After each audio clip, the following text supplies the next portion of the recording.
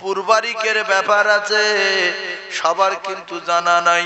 সেজন্য সূরা ফাতিহা এদিক ওদিকে হয়ে আছে, সূরা ইখলাস এদিক ওদিকে হয়ে আছে, সূরা 3, সূরা দুহা, সূরা ফালাক, সূরা নাস, সূরা ফিল এদিক ওদিক হয়ে আছে। সেই জন্য আমাদের নামাজের ভিতরে মনটা এদিক ওদিক হয়ে যাচ্ছে। সাহাবায়ে কেরামদের সূরা কেরাত ঠিক ছিল, তাই নামাজে এত মনোযোগ ছিল।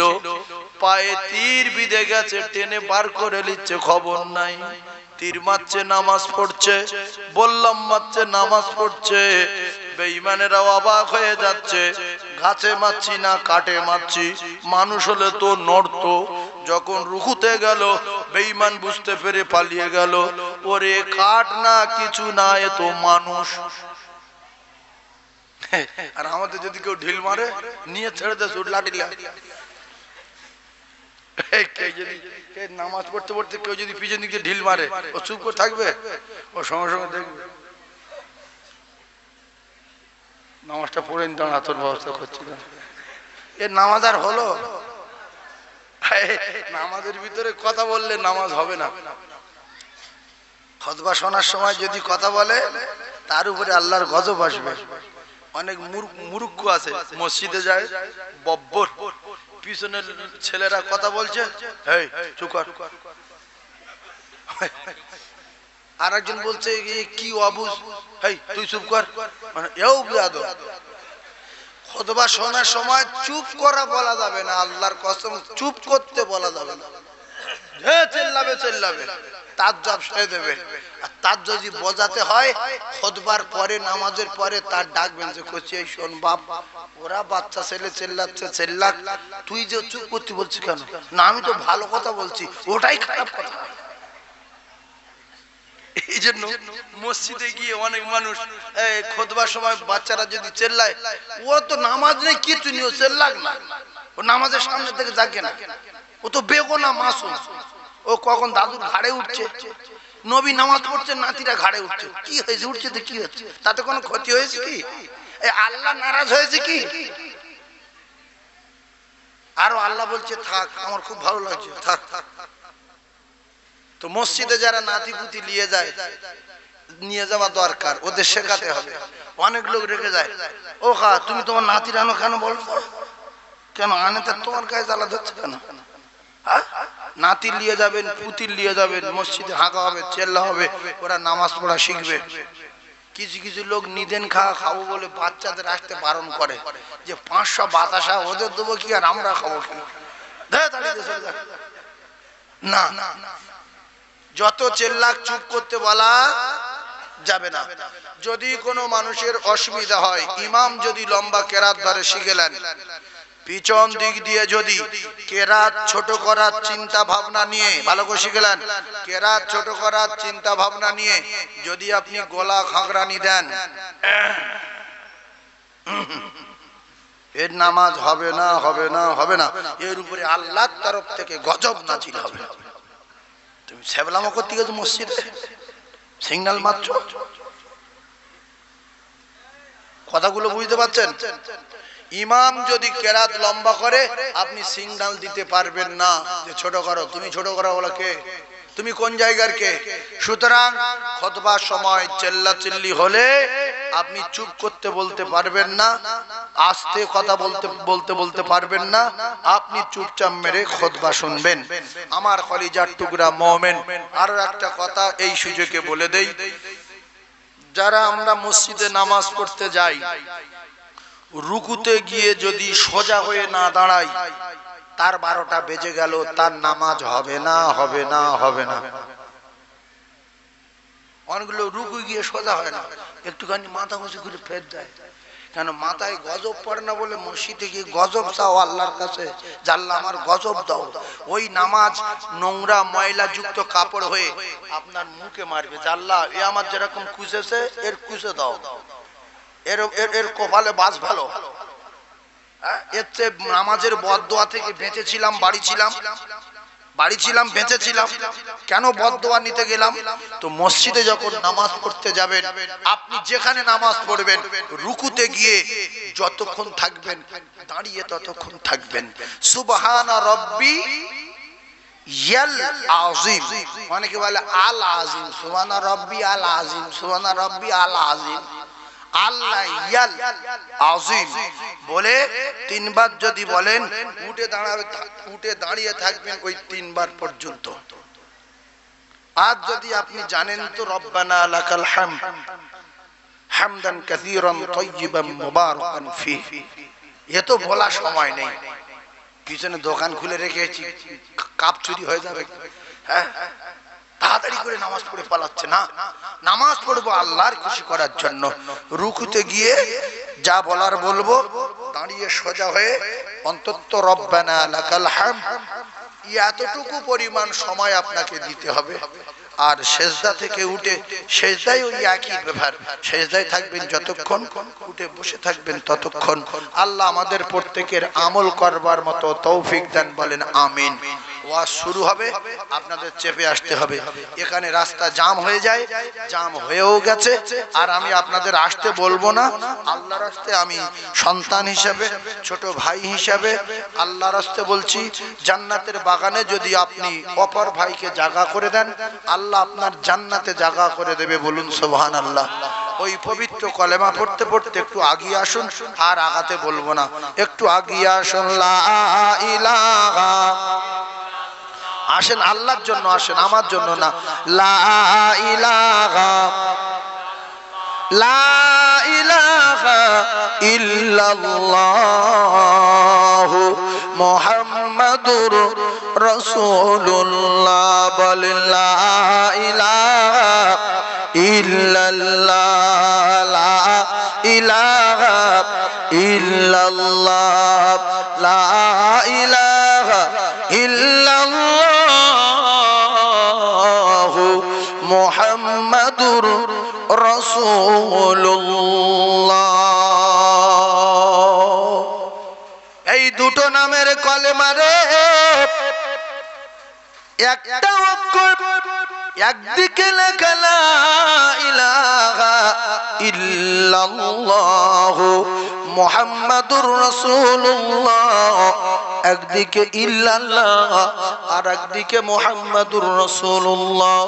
এই নামের এত ওজন, এই নামের এত পাওয়ার, সাত আসমান আর জমিন যদি একদিকে রাখা হয়, এই দুটো নাম যদি অপর দিকে রাখা হয়, এই দুটো নামের পাল্লা ভারী হয়ে যায়। 80 বছরের জেনাখোর, 90 বছরের মদখোর, 120 বছরের সুদখোর যদি এই কলেমা একবার পড়ে নেয়, আল্লাহ রাসূল জানিয়েছেন এর এত পাওয়ার, এত দাপট, সদ্য প্রসব করা সন্তানের মতো এই কলেমা পড়ার ওসিলায় ওই গুনাহগার ব্যক্তিকে আমার আল্লাহ বেগুনাহ মাসুম করে দেয়। সেই কলেমা আমরা যদি প্রত্যেকদিন এক আধবার পড়ি, আমরা তো বেগুনাহ মাসুম হয়ে যাব। আমার সোনার চাঁদ ভাই জ্ঞানী মানুষ, শিক্ষিত মানুষ, আমরা সবাই বুদ্ধিজীবী।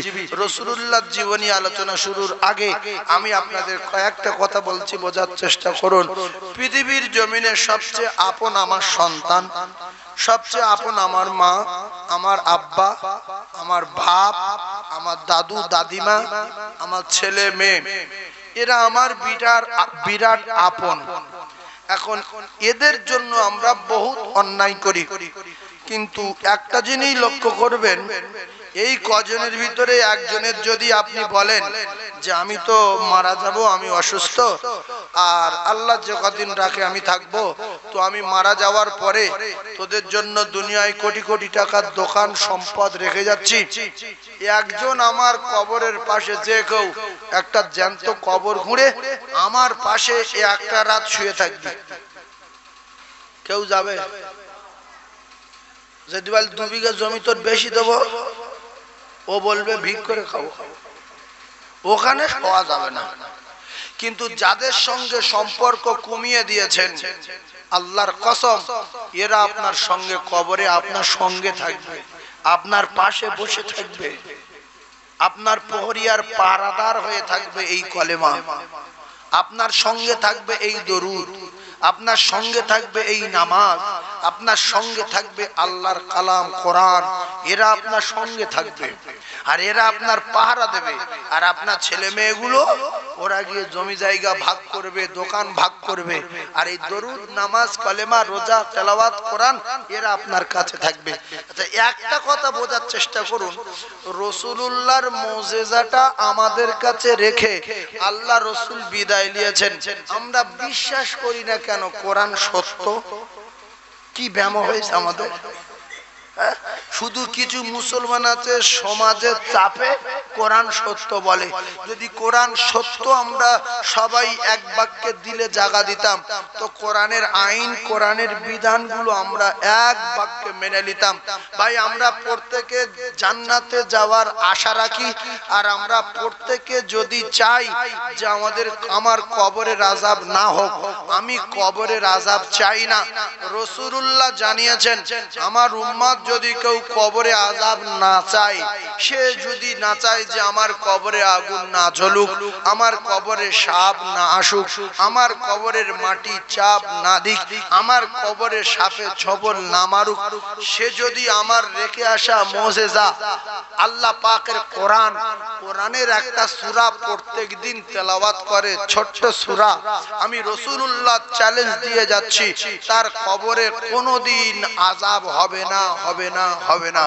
এই কথা জানার পরে, শোনার পরে আমরা যারা কোরআন শরীফ পড়তে পারি, আমরা সে আমলটা করি না। কারণ আমরা জানি যে কবরের আযাব কি রকম, একটু যদি আমাদের না হলো তাহলে আমরা মানুষ না কোথা। সেই আমলটা হলো 29 পারায় একটা সূরা আছে, সূরাটার নাম সূরায়ে মুলক। কি বললাম? সূরায়ে মুলক। চ্যালেঞ্জ দিয়ে আপনি কবরে যান, চ্যালেঞ্জ দিয়ে। রাসূলুল্লাহ বলেছে ওর কবরের আযাব হবে না, সাপ হটিয়ে দেবে, মাটির চাপ হটিয়ে দেবে, মুকুর মারা ফেরেশতা সরিয়ে দেবে যদি প্রত্যেকদিন এশার নামাজ পড়ে আর একবার করে তাবারাকাল্লাযী বিয়াদিহিল মুলক ওয়া হুয়া আলা কুল্লি শাইইন কাদির। এই সূরাটা যদি মেয়ে ছেলে বেটা ছেলে একবার করে এশার নামাজের পরে পরে, পৃথিবীর সব বন্ধু সরে যাবে, ছেলে মেয়ে সরে যাবে, আল্লাহর কসম এই কোরআন সরবে না। এই কোরআন আপনার কবরের প্রহরিয়ার পাহারাদার হয়ে আপনার সঙ্গে কবরে যাবে। যখন চারিদিক দিয়ে আযাব আসবে, সূরায়ে মুলক বলবে দাঁড়া, যা বলার আমার সঙ্গে বল। এ জেগে জেগে রাত জেগে জেগে আমার তেলাওয়াত করতো, আজকের ঘুমাবে, সব প্রশ্নের উত্তর আমি দেব। আল্লাহর এই বান্দার কষ্ট দেওয়া যাবে না, কারণ যতগুলো আযাবের ফেরেশতা আছে, সাপ আছে, মাটির চাপ আছে, মুকুর মারা ফেরেশতা আছে, আগুন জ্বালানো ফেরেশতা আছে, ও কলিজার টুকরারা, এগুলো সব গজব। কোরআন শরীফের সূরায়ে মুলক গজব না রহমত? তাহলে কোরআন শরীফের সূরা যদি রহমত হয়, এখন রহমতের ক্ষমতা বেশি না গজবের ক্ষমতা বেশি? রহমতের ক্ষমতা বেশি। তাই রহমতের দাপটে আপনার ওই কবরের আযাব গুলো ভয়ে পালিয়ে যাবে না। আব্দুর রহমানের কবরে সূরা মুলক আছে, যাওয়া যাবে না। অনেক মুসলমানের বেটা কোরআন শরীফ জানে, এশার নামাজ পড়া তো দূরের কথা, 5 ওয়াক্ত নামাজ এক ওয়াক্ত পড়ে না, সূরা মুলক পড়বে কি করে? আছে না নাই? অনেক মুসলমানের বেটা কোরআন জানে, এক ওয়াক্ত নামাজ পড়ে না, জুমার দিনে লজ্জায় যায়, লজ্জায় না গেলে লোক খারাপ বলবে, কোন রকম ঠেলে ঠুলে গেল, 2 রাকাত নামাজ পড়ে পালিয়ে আসছে। এরকম আছে না নাই? বাংলাদেশের ফৌজা সে মিটিং করেছে, শিখি আদলি চলবে। এ ফৌজা বলছে আমি বলবো শিখি আদলি, তোরা বলবি চলবে না, চলবে না। এ ফৌজা বলছে শিখি আদলি, আর সবাই বলছে চলবে না, চলবে না। তো আল্লাহ রসুল নামাজের বিবরণ দিয়ে দিল, জুমার নামাজ এই রাকাত। কত? 21 রাকাত না? জুমার নামাজ 21 রাকাত। তো যদি 22 রাকাত হয় তা 2 রাকাত পড়ো কেন? এই এরা ফজর দল, এরা মিটিং করেছে, জুমার নামাজ তোরা শুধু বলবি 2 রাকাত, জুমার নামাজ 2 রাকাত, জুমার নামাজ 2 রাকাত, জুমার নামাজ 2 রাকাত। এইবারে বাকি মুসল্লিগুলো ভাবছে যে ওরা 2 রাকাত পড়ে চলে যায়, আর আমরা এত পড়বো কেন? চলে যায়। এই করে করে ওদের পিছন ধরেছে কিছু লোক, আছে না নাই? বিচার আল্লাহ করবে, আমরা করতে পারবো না। কারণ নামাজ পড়ার জন্য পেটাপিটি মারামারি করার কথা কোরআনে নেই, হাদিসে নেই। শুধু বলা আছে নরম ভাষায় বলো, পড়ুক পড়ুক, আর জাহান্নামে যায় যা, ওর ব্যক্তিগত ব্যাপার। আমার কথা বুঝতে পারছো? সেই নামাজ পড়ার জন্য রসুল কারুর মারিনি, আর রসুলুল্লাহর মেনে নেওয়ার জন্য রসুল কারুর মারিনি, আর আল্লাহকে মেনে নেওয়ার জন্য রসুল কারুর মারিনি, কোরআনকে বিশ্বাস করার জন্য মেনে নেওয়ার জন্য রসুল কারুর মানিনি।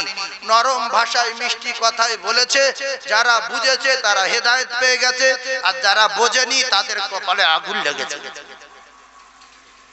আর যদি মারামারির ব্যাপার থাকতো তো রসুলুল্লাহ প্রথম বলতেন যে প্রথমে আমার চাচাটাকে বাঁধো, বেঁধে লাঠি লেসো, ছিলে দাও, যতক্ষণ না বলবে আল্লাহকে মেনে নিলাম আর আমার ভাইপোকে আমি নবী বলে মেনে নিলাম আর কোরআনকে মেনে নিলাম, ততক্ষণ চাবুক নিয়ে ঝেলিয়ে দাও।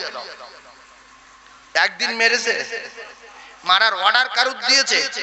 এই জন্য নামাজ পড়ার জন্য কারুর পেটা যাবে না যে তুই নামাজ পড়ি না তো ছিলে দেবো না, ওর বোঝাতে হবে বাবু নামাজ পড়ো বাবু। ও যদি মারা হয় ও বলবে আমি জীবনে মরে যাবো মারকে, তুই নামাজ পড়বো না, দেখি তুই কি করতে পারিস।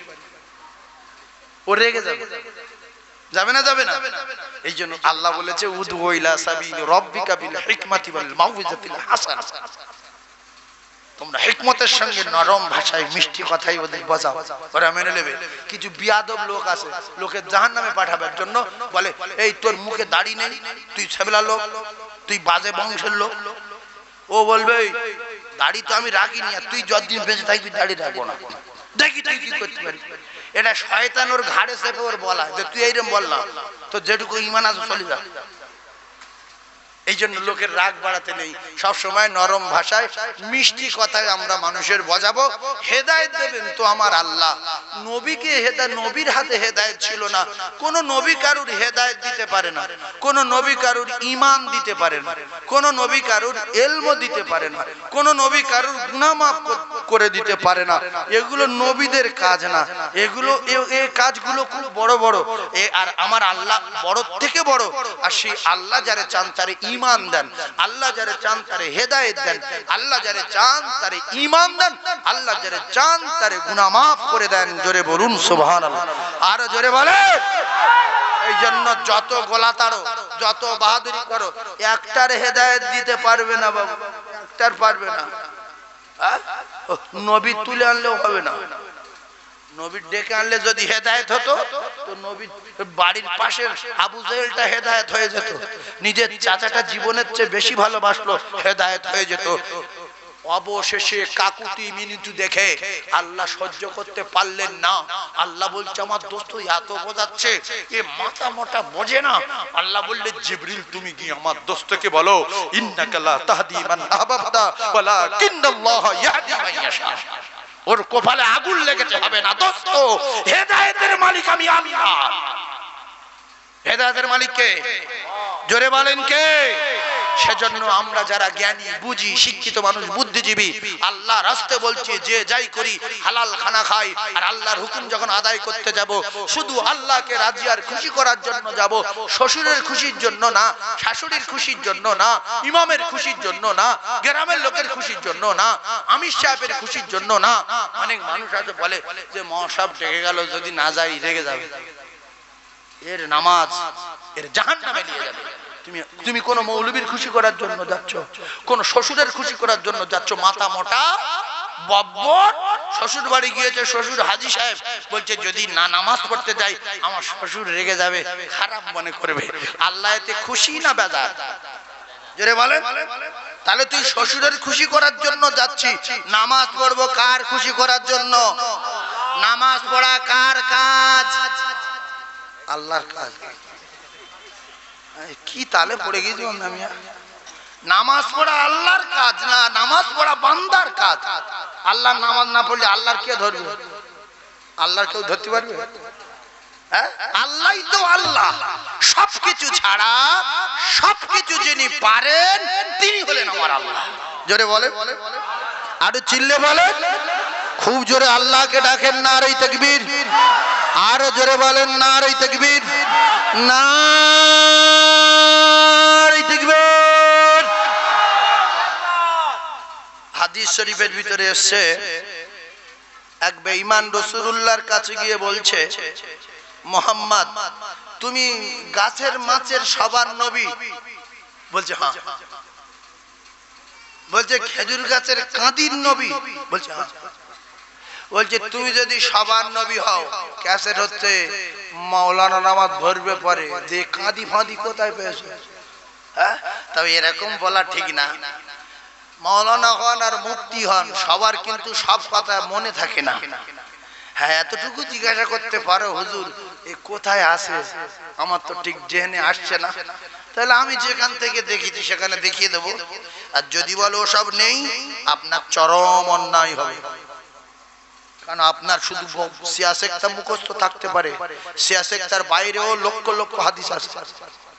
আপনি জানতে পারেন যে হুজুর এটা কোথায় আছে, আমি তো শুনিনি। বেঈমান বলছে কাঁদির নবী? বলছে হ্যাঁ। বলছে তাহলে ওই খেজুর গাছে অনেকগুলো কাঁদি আছে, এই দিয়ে গাছে কাঁদি দেখা যায়, যে কাঁদিটা ডাকেন দিন দেখি। বলছে কাঁদি ডাকবো? বলছে আপনি সবার নবী, তো কাঁদি ডাকলে কাঁদি আপনার কথা শুনবে? রাসূল বললেন খেজুর গাছের কাঁদি। কাঁদি বুঝতে পেরেছেন? কাঁদি, কাঁদি,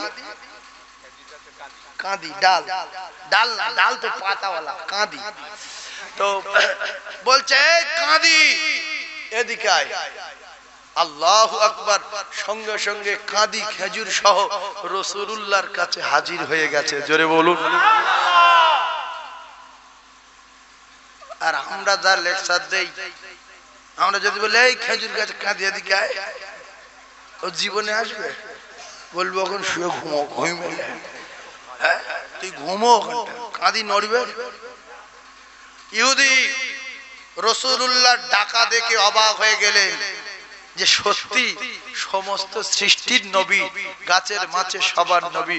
বলছে হুজুর চলে যেতে বলেন তো। বলছে কাঁদি, আবার যেখানকার কাঁদি সেখানে গিয়ে জুড়ে যা। ওই কাঁদি আপনি গিয়ে আবার সেখানে লেগে গেল। জোরে বলুন, আরো জোরে বলুন। ভাই, আল উলামা ওয়ারাসাতুল আম্বিয়া, আলেম ওলামা যারা, আলেমে হাক্কানি যারা, এরা রাসূলুল্লাহর ওয়ারিস। আমরা এদেরকে নষ্ট করে ফেলেছি, আমরা এদেরকে নষ্ট করে ফেলেছি।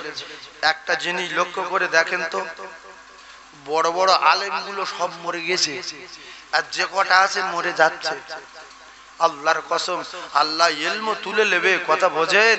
ইলম তুলে নেবে। কোরআন শরীফ গুলো, বুখারী মুসলিম সিয়াসেক্তার হাদিস গুলো উড়ে চলে যাবে না, না, ওই বড় বড় আলেম গুলো মরে যাবে, মানে এক একটা জেলায় থেকে, এলাকায় থেকে ইলম চলে যাবে।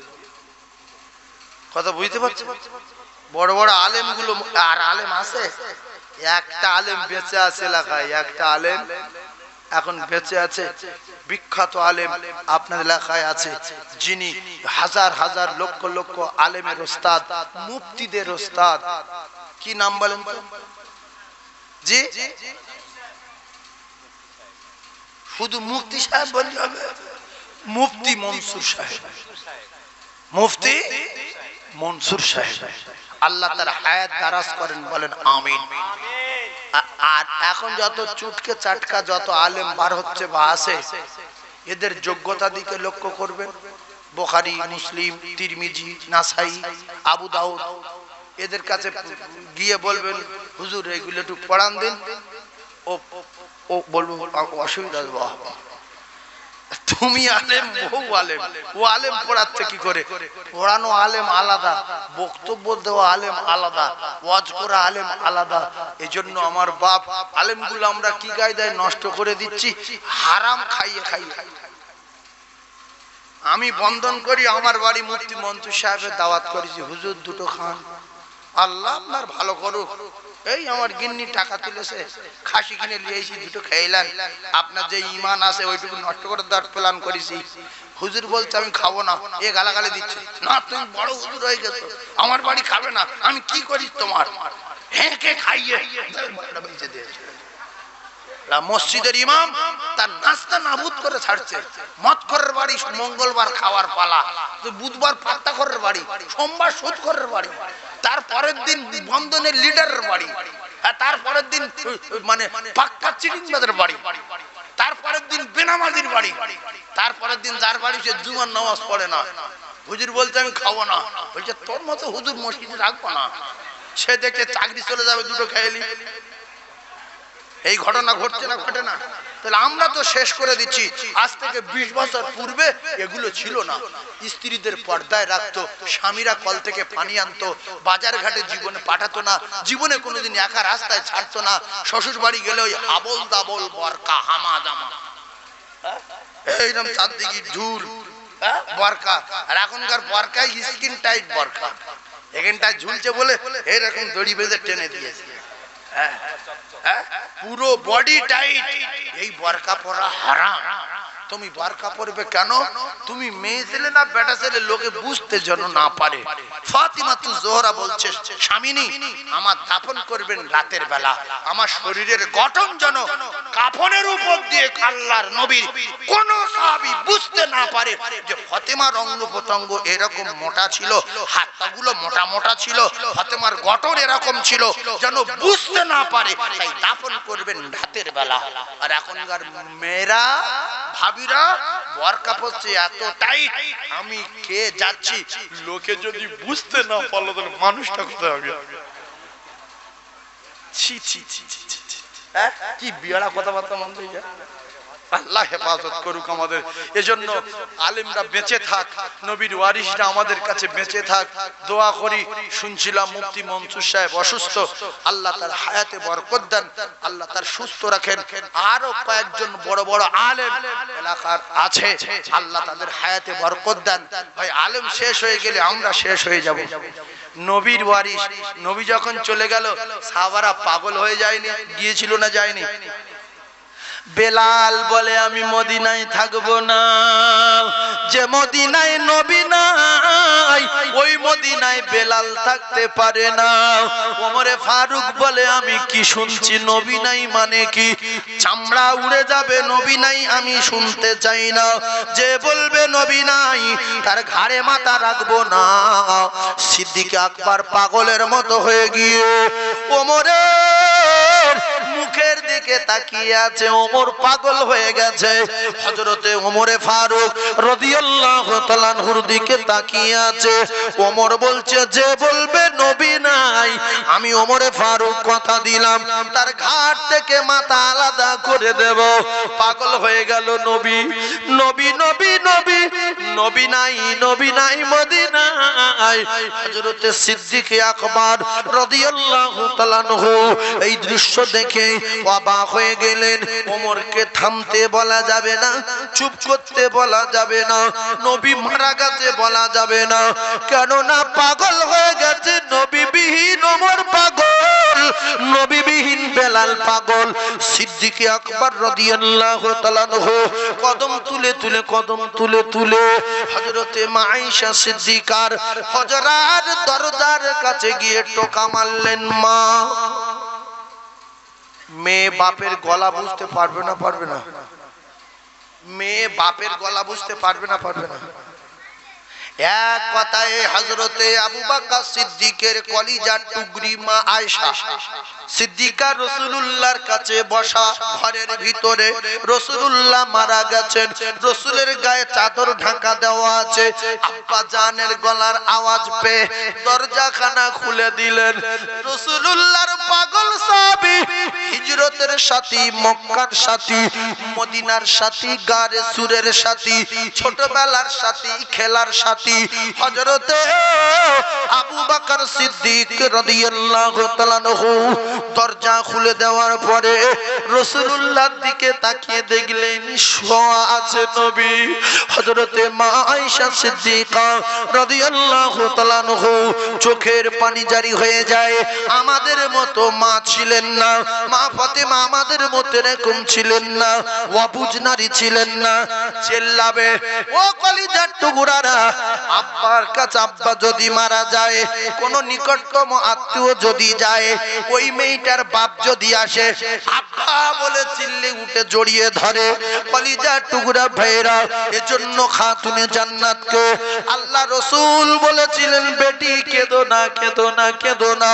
তবে আমি কথা দিলাম, আমার ইন্তেকালের পরে সর্বপ্রথমে আমি তোমার সঙ্গে সাক্ষাৎ করব, কথা দিলাম। খাতুনে জান্নাত চুপচাপ মেরে গেলেন। মা আয়েশা দরজা খুলে দেওয়ার পরে সিদ্দিক আকবর রাদিয়াল্লাহু তাআলা আনহু গিয়ে রাসূলুল্লাহর মাথার কাছে বসে রাসূলুল্লাহর মুখের কাপড়টা সরিয়ে বিশ্বনবী হাবিবুল্লাহর কপালে একটা চুমা দিয়েছিল।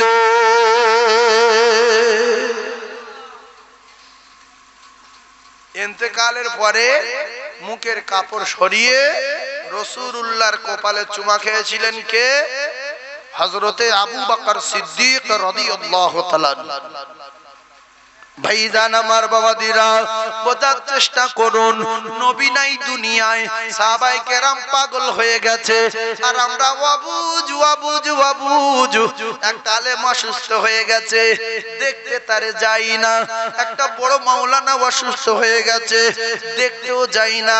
মারা গেলে জানাজা পড়তে যেতে মন টানে না, শুধু মুখে বলে আরে অমুক লোকটা মরে গেল, হ্যাঁ লোকটা প্রায় রাস্তাতে যেত, গো লোক মরে গেছে। লোক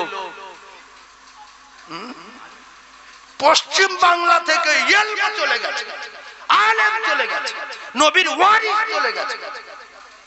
আসলে যে সম্পর্কে জ্ঞান নেই, সে বুঝবে কি করে এ সূরা ফাতিহা ভুল, এ আলেম বুঝবে কি করে? ভাইজান আমার বাবাদিরা, কলিজার টুকরা ভাইরা আমার, আমি কালকের জলসায় ছিলাম মগরাহাটে, বাসুলডাঙ্গাতে। কোথায় বললাম? বাসুলডাঙ্গা। বাসুলডাঙ্গার লোকগুলো ওয়াজ শুনছে। একজন এসে বলছে, হুজুর এখন আর আমাদের ডায়মন্ড হারবার এলাকায় বড় আলেম বলে কেউ আছে কি আপনি জানেন?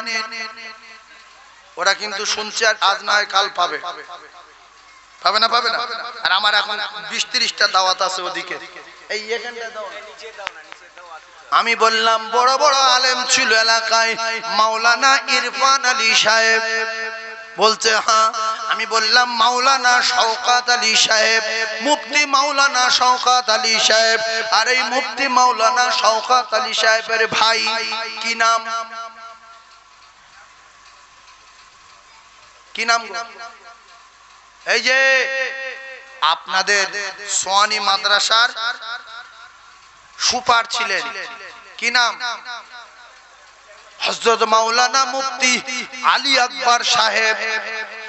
ও কলিজার টুকরার, আপনাদের হয়তো মনে নাই, আলী আকবর সাহেব হুজুর আপনাদের এলাকায় ছিলেন না? ছিলেন না? কত বড় মাপের আলেম জানা নাই, আরবি তো আরবি অনর্গল কথা বলতে পারতেন।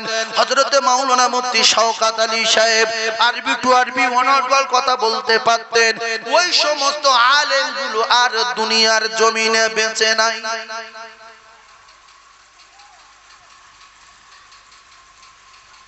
আপনাদের মুফতি মনসুর সাহেব হুজুরের হাজার হাজার ছাত্র মুফতি আছে, আছে না? না, আপনাদের গ্রামে বহু আলেম মুফতি মনসুর সাহেবের ছাত্র আছে। বড় আলেম আছে আপনাদের এই এলাকায়, বুখারী শরীফ পড়ান, কি নাম বলেন? হযরত মাওলানা মুফতি কাউসার সাহেব হুজুর। দেখতে হয়তো একটু মানে কালারটা চাপা মতো আর একটু খাঁটো মতো, জামা কাপড় ঠিক ঠিক ভালো মতো গায়ে দেয় না, আর খুব আট ফাট করে লন্ডি করে চলে না, কিন্তু ভিতরে ইলম আছে, ইলমর পাহাড়। এগুলো চিনেলেন, মাইকে বলে দিয়ে যাচ্ছি, এই আলেমগুলো চিনেলেন, অন্তত একটু মোসা করবেন আর দোয়া নেবেন, হুজুর দোয়া করুন, সম্মান করবেন, আল্লাহর কসম এরা রাসূলুল্লাহর ওয়ারিস। রাসূলুল্লাহ বলেছে, জোরে বলেন না সুবহানাল্লাহ, আরে চিল্লে বলেন না সুবহানাল্লাহ, নারে তাকবীর। ফুরফুরার জমিনে ও কলিজার টুকরারা একটা বড় আলেম ছিলেন, আপনারা হয়তো ঠিক চিনতে পারেননি। ওই আলেমটার নাম হলো মরহুম মাওলানা হযরত মাওলানা মুফতি সাইফুদ্দিন সাহেব হুজুর কিবলা রাহমাতুল্লাহ আলাইহি। এত বড় মাপের আলেম ছিলেন, আমাদের থেকে বিদায় নিলেন। তিনি অনর্গল আরবি টু আরবি, ফার্সি টু ফার্সি কথা বলতে পারতেন। হাজার হাজার হাজার হাজার মাওলানা ছেলেদের মাথায় পাগড়ি দিয়ে গেছেন। কলিজার টুকরা ভাইরা আমার, মুফতি আজম মিসলা হুজুর পীর কিবলা রাহমাতুল্লাহ আলাইহি আরবি জবান ছিল, আরবি টু আরবি কথা বলতে পারতেন, ফার্সিতে কথা বলতে পারতেন। ওই সমস্ত আলেম আজকের দুনিয়ার জমিনে নাই। শুধু ওয়াজ শুনে হুড়ো মেরে এক প্যাকেট বিরিয়ানি নিয়ে পালানো না, একটু ভাবে সে আলেম আমরা তৈরি করতে পারছি? আর হচ্ছে এখন শুধু উড়ছে উড়ছে শুধু উড়ছে। আল্লাহু আকবার। ভাইরা আমার, বাবাদিরা, ভালো করে বোঝার চেষ্টা করুন। ফুরফুরার জমিনে আরো বড় বড় মুহাক্কিক আলেম ছিলেন। আল্লামা পীর কালিমুল্লাহ হুজুর রাহমাতুল্লাহ আলাইহি। হুজুরের কবর আল্লাহ গোলাপপুরের বাগান করে দেন। ও কলিজার টুকরারা, বড় বড় মাপের আলেম ছিলেন।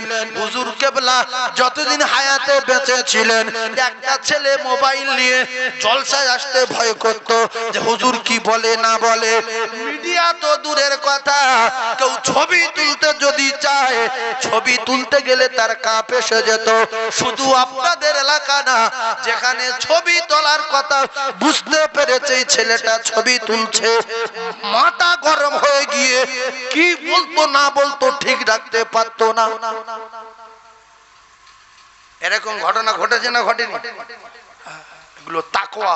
আর আমরা ছোট ভেবেলে ও ফটো তুলছে তো কি হয়েছে, তাকওয়া আলাদা জিনিস, আর আল্লাহর ওলি আলাদা, 3 নম্বরের চোখওয়ালা আলাদা। তাই দুটো পায়ে ধরে বলবো, কোরআনের সঙ্গে সম্পর্ক জুড়ুন, সূরা মুলক সঙ্গে সম্পর্ক জুড়ুন। এই কোরআন আল্লাহর কালাম আপনার সঙ্গের সাথী হবে, আপনার গোরের বাতি হবে, আপনার ফুলসিরাতের সাথী হয়ে 30,000 বছরের রাস্তা ফুলসিরাত পার করে দিয়ে আল্লাহর দরে জান্নাতে পৌঁছে দেবে। জোরে বলুন, আরো জোরে বলুন সুবহানাল্লাহ, নারে তাকবীর, একটু জোরে জোরে জোরে আল্লাহুম্মা